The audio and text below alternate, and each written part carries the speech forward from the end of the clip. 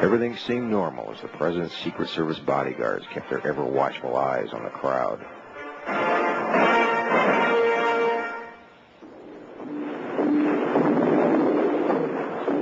Everything seemed normal as the President's motorcade began its journey.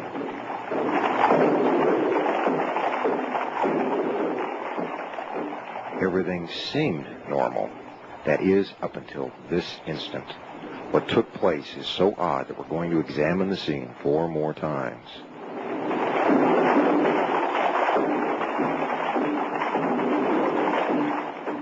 Watch the left side of your screen.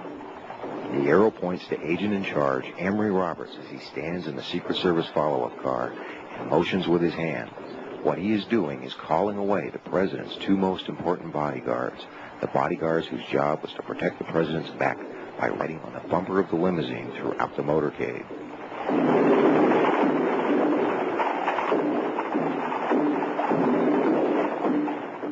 Watch again as he stands and orders the agents running at the rear of the President's car away.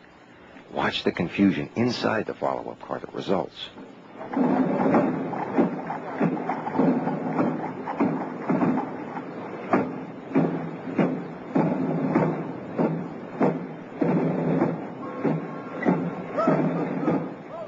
Now watch the right side of your screen.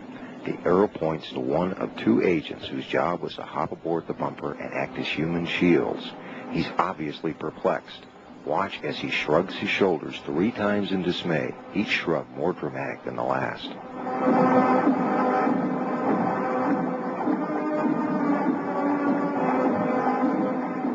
As you watch this scene for the final time, ask yourself, is this the kind of conduct you would expect from an agency that routinely sends an advance team to a city a month or more prior to the President's arrival in order to make preparations?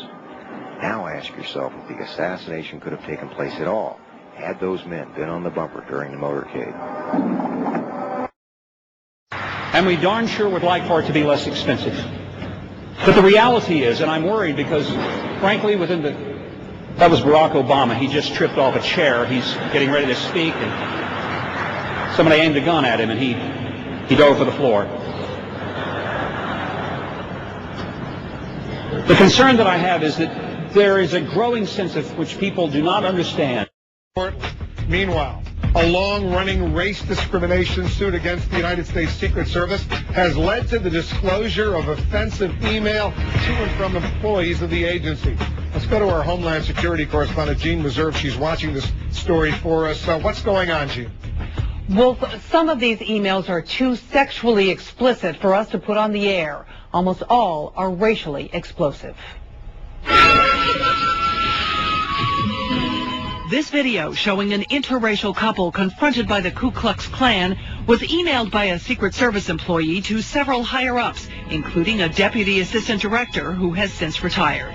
The video was produced as part of a French anti-AIDS campaign, but now it is evidence in a racial discrimination lawsuit against the Secret Service.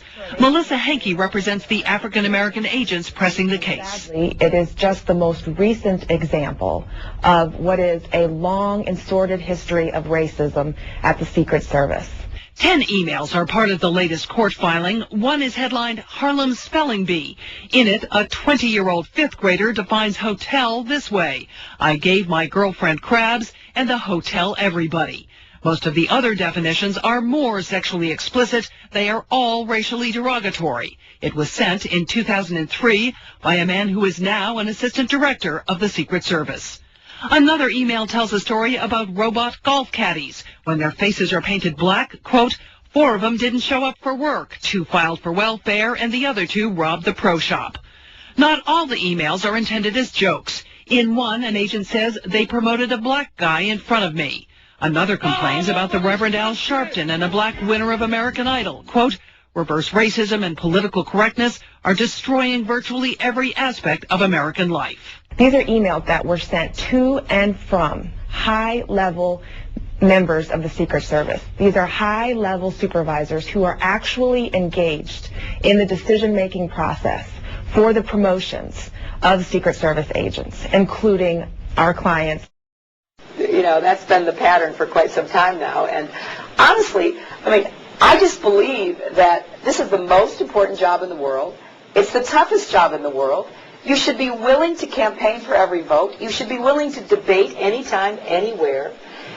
I think it's an interesting juxtaposition where we find ourselves. And, I have been willing to do all of that during the entire process. And people have been trying to push me out of this ever since Iowa. And Why? I don't know. Why? I don't know. I find it curious because it is unprecedented in history. I don't understand it. And, between my opponent and his camp and some in the media, there has been this urgency to end this. And, historically that makes no sense. So I find it a bit of a mystery. You don't buy the party unity argument? I don't, because, again, I've been around long enough. My husband did not wrap up the nomination in 1992 until he won the California primary somewhere in the middle of June, right? We all remember Bobby Kennedy was assassinated in June in California. I don't understand it. And, there's lots of speculation about why it is, but... What's your speculation? I don't know. I find it curious. This is the rear of the presidential limousine. The back bumper is specially designed with a platform on both the right and left sides. There are also handrails on both sides of the trunk. This is where the agent should have been to provide the president even minimal security. The president, unaware of the treachery behind him and the danger waiting for him ahead, continued on to his death. Most of the American people would think that as well. Whoever is in charge of the Tennessee GOP needs to think long and hard about the kind of campaign that they want to run, and I think that's true for everybody, Democrat or Republican. We're trusting that the American voters are ready to talk about the issues and not talking about the things that have nothing to do with making people's lives better. But I also think these folks should lay off my way. All right?